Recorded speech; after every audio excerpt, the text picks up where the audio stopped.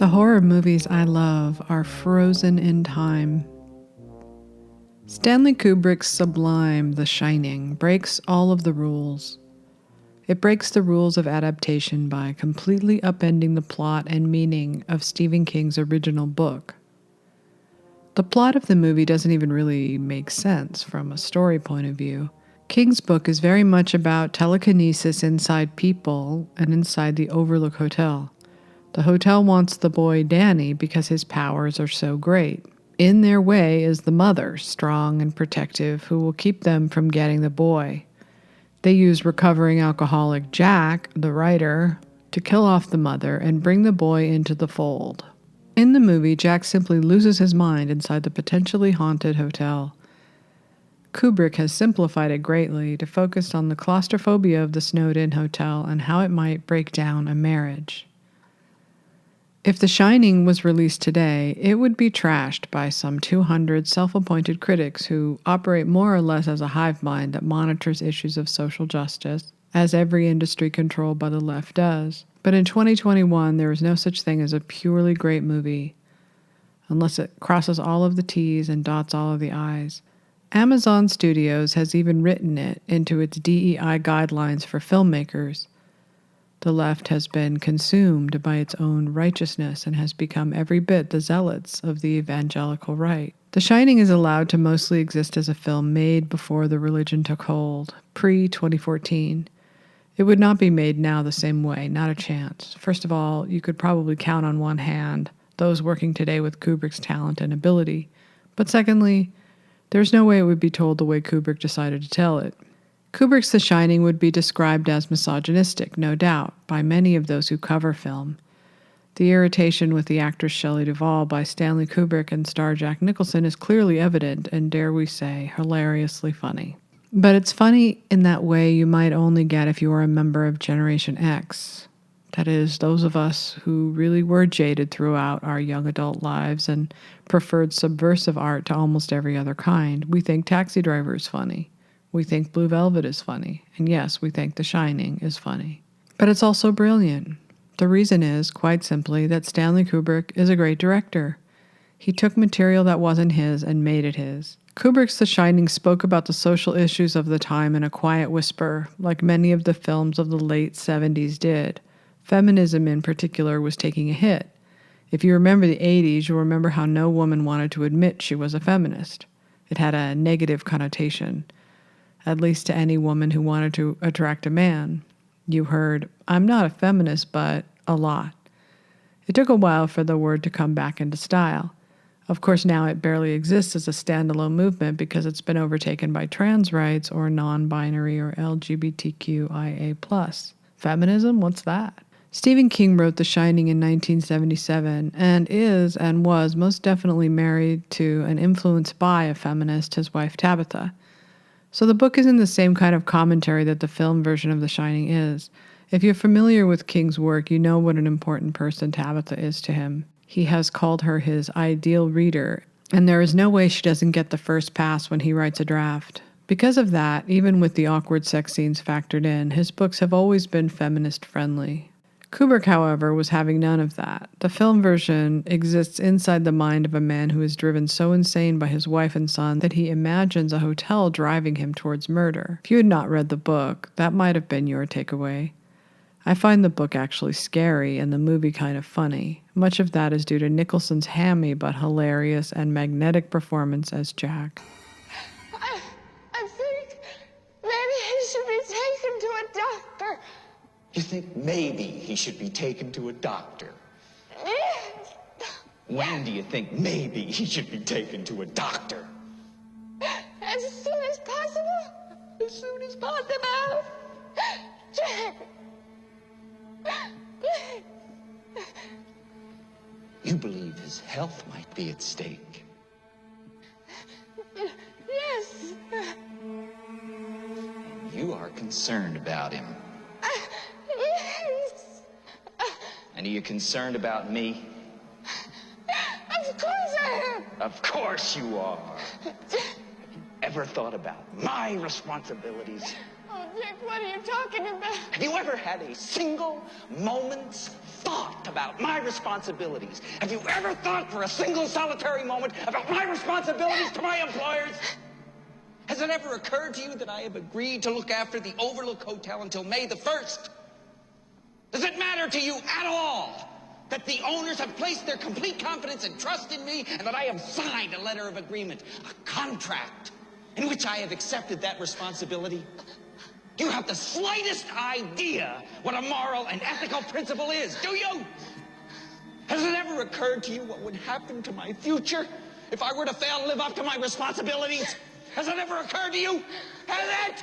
Stay away from me. Why? I just want to go back to my room. Why? Well, I'm very confused. I just need a chance to think things over. You've had your whole fucking life to think things over. What good's a few minutes more gonna do you now? Stay away from me. Please. Don't hurt me. I'm not gonna hurt you. Stay away from me. Wendy, Stay away. darling, light of my life. I'm not gonna hurt you. You didn't let me finish my sentence. I said, I'm not gonna hurt you.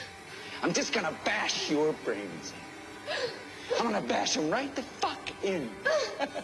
Nicholson appears to be trolling Shelley Duvall throughout, and though she famously had a traumatic or difficult experience on the set, the result is something weird and unexpected.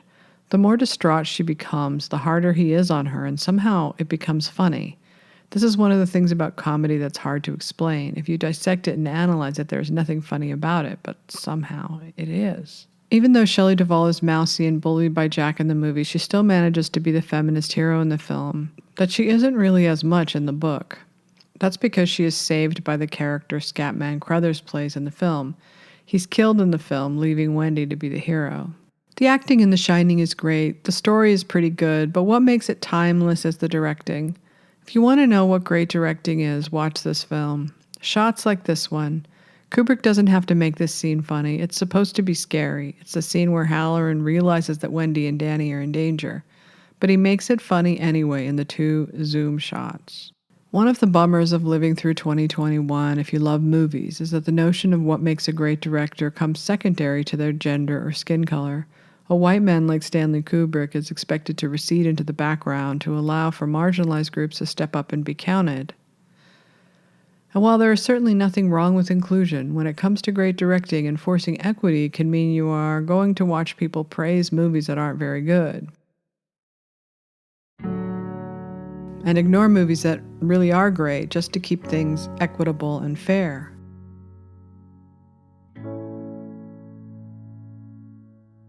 The best horror movies ever made were directed by men, and those include Alfred Hitchcock's Psycho and The Birds, Nicholas Roeg's Don't Look Now, Brian De Palma's Carrie, John Carpenter's Halloween and The Thing and They Live, Philip Kaufman's Invasion of the Body Snatchers, Tobe Hooper's Poltergeist, Ridley Scott's Alien, William Friedkin's The Exorcist.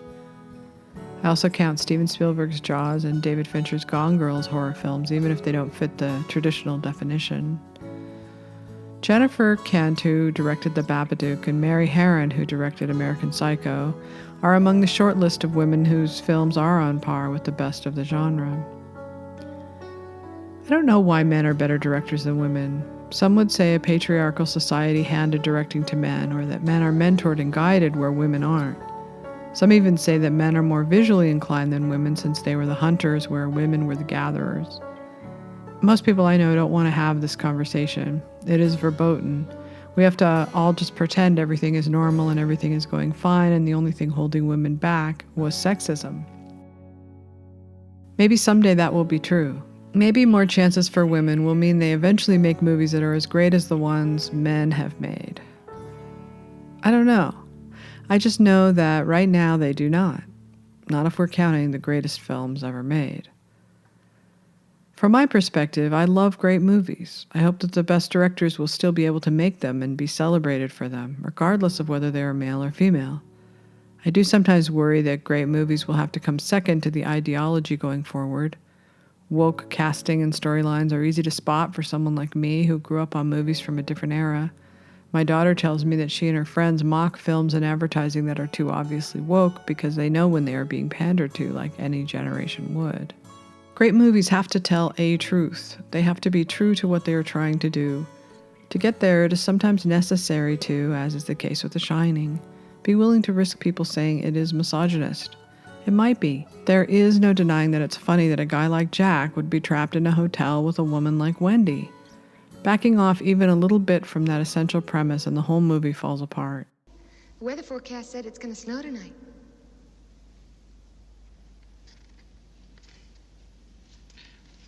What do you want me to do about it? Oh, come on, hon. Don't be so grouchy.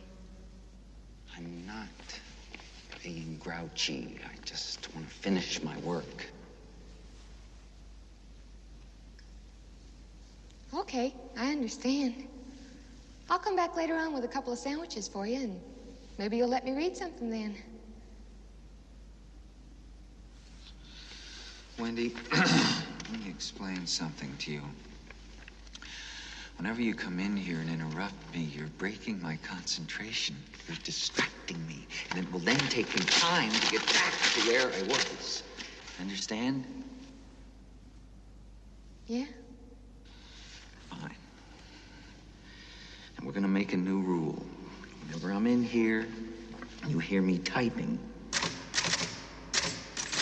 Whether you don't hear me typing, what the fuck you hear me doing in here, when I'm in here, that means that I am working. That means don't come in. Now, do you think you can handle that? Yeah. Fine. Why don't you start right now and get the fuck out of here? A great horror film like Jordan Peele's Get Out very much exists in the post-2014 universe of the woke because it is from the POV of a black filmmaker whose nightmare is racism. It tells that truth extraordinarily well, but going forward it seems that the rules can sometimes hurt the story in various ways, like the idea that only white people can be bad and people of color must always be good, or like casting films in order to meet diversity requirements but in so doing throw the whole film off, as I've seen recently in a film that is not yet out. Here they cast a black female in the role of what is written as a traditional wasp. It's important that she is a wasp because the whole arc of the main character is about being shut out of that unattainable world. The Great Awakening also demands that directors be pure and good from their childhood onward. They are scolded for harsh treatment of actors that drove them to the emotional brink, like Shelley Duvall in The Shining, Kim Basinger in 9.5 Weeks. The new requirements also forbid casual or gratuitous nudity or maybe even sex scenes. The nudity and sex in Halloween would be deep-sixed and probably that way too graphic scene in Don't Look Now with Donald Sutherland and Julie Christie that so many for so long insisted was real sex. For all of these reasons and many more, I kind of think the best horror films, maybe the best films overall, are going to have to live in the past, in a time when artists were free to tell stories and direct films in ways that didn't necessarily comport to good behavior or keep humanity on the righteous path. Happy Halloween, dear readers. Go watch a great movie. Thanks for listening to my Substack. You can find more at sashastone.substack.com. If you'd like more of my writing and podcasts, you can find my memoir at goldtripping.com, all one word, goldtripping.com, and at awardsdaily.com. Enjoy your weekend. Thanks for listening. Do you know how I knew your name was Doc?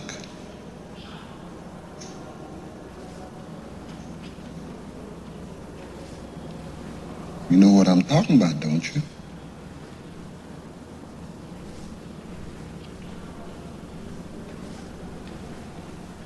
I can remember when I was a little boy, my grandmother and I could hold conversations entirely without ever opening our mouths. She called it shining. And for a long time, I thought it was just the two of us that had the shine to us. Just like you probably thought you was the only one.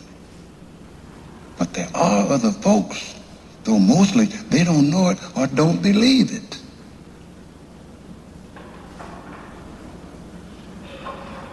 How long have you been able to do it?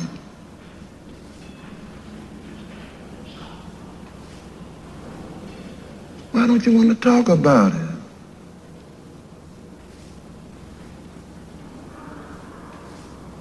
I'm not supposed to. Who says you ain't supposed to? Tony. Who's Tony? Tony is a little boy that lives in my mouth. Is Tony the one that tells you things? Yes. How does he tell you things? It's like I go to sleep and he shows me things. But when I wake up, I can't remember everything. Does your mom and dad know about Tony? Yes. Do they know he tells you things? No, Tony told me never to tell him. Has Tony ever told you anything about this place? About the Overlook Hotel? I don't know. Now think real hard, Doc. Think. Maybe he showed me something. Try to think of what it was. Drylin, are you scared of this place? No. Scared of nothing here. It's just that, you know, some places are like people. Some shine and some don't. I guess you could say the Overlook Hotel here has something about it that's like shining. Is there something bad here?